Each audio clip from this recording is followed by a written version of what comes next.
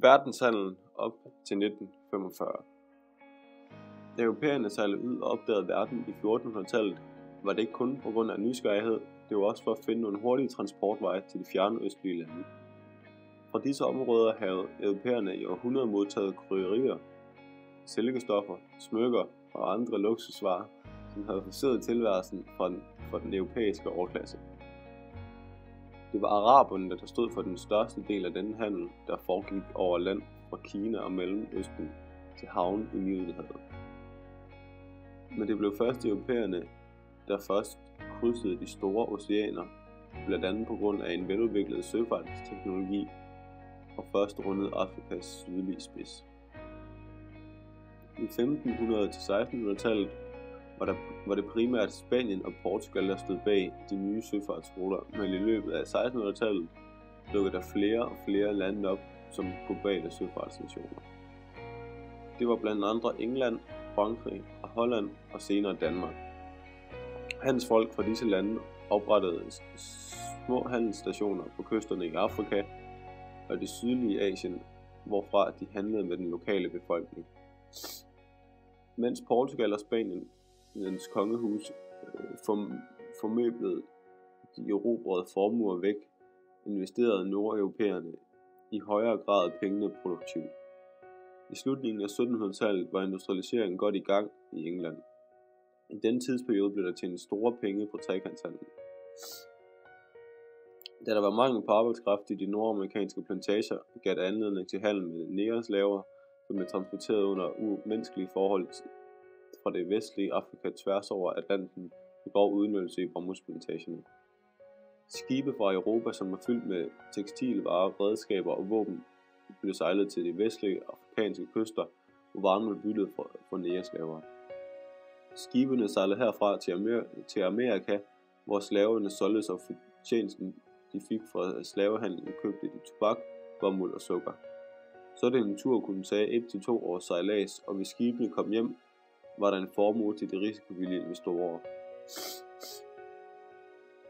I 1800-tallet begyndte Frankrig, Holland, Belgien, Tyskland og USA industrialiseringen, samtidig med at transportomkostninger faldt meget takket være fremkosten af dampskibe og jernbaner.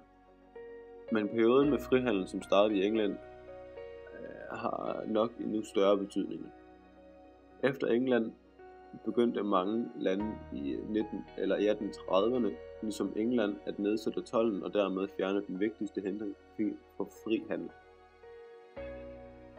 Kolonikapløbet fra 1880 til 1995. Den øgede konkurrence mellem industrilandene fik til at se sig om efter nye markeder for deres industrivarer. Samtidig kom der et stigende behov for råvarer, som var et nødvendigt led i industriproduktionen. Kolonikapløbet 1880 til 1945. Den øgede konkurrence mellem industrilandene fik dem til at se sig om efter nye markeder for deres industrivarer. Samtidig kom der et stigende behov for råvarer, som var et nødvendigt led i industriproduktionen. Disse faktorer fik de store europæiske industrilande for at interessere sig mere for Afrika og Asien. I modsætning til Afrika var Asien et tæt befolket område med et veludviklet samfund. Afrika var endnu et relativt ukendt kontinent. Omkring 1880 begyndte europæerne i stor stil at kolonisere Afrika. I løbet af få år var hele kontinentet stort set delt mellem de ledende europæiske stater efter intens kapløb om at komme først. Koloniseringen bestod simpelthen i, at man med militær magt erobrede store landområder og underlagde dem hjemlandet. Frankrig og England var hovedaktørerne i koloniseringen mod Tyskland, Belgien, Spanien og Portugal. Også i Asien så koloniseringen fart. Det var kun Japan, Kina og Thailand, der undgik den europæiske kolonisering.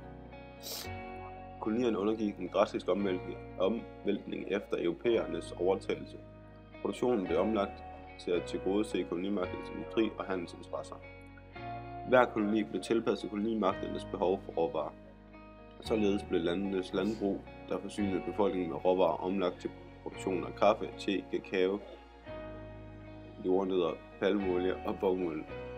Senere blev mineralproduktionen inddraget. I begyndelsen af 1900-tallet var verdensøkonomien således kendetegnet ved international deling, som har præget af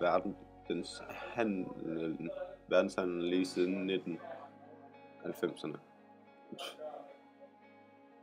Industrilandene solgte industrivarer til kolonierne, og kolonierne solgte råvarer til industrilandene. Verdenshandlen gik helt i stå i 1913 til 50, dels på grund af de 2 verdenskrige, som krigsårene lagde en kraftig dæmmer på handlen over havene.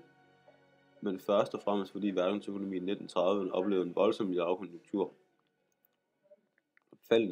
Faldende produktion og faldende indkomst i alle lande mindskede behov for import af varer og luksusvarer, hvilket ramte den globale handel. Men landene forlod også princippet om frihandel og forsøgte nu med alle midler at beskytte deres hjemmeerhverv. Høje toldsatser, forbud mod import af varer, devalueringer og begrænsninger på køb af valuta var nogle af de midler, man tog i anvendelse. Der opstod en decideret handelskrig mellem landene. Den model viser udviklingen af varehandlen i forhold til den globale produktion. Det er forstået som summen af den globale import og eksport af varehandel. Det fremgår tydeligt, at væksten er proportionel i en høj grad. Der er dog et knæk i væksten omkring 1929 frem til 1942, hvilket jo er grunden i børskrakket.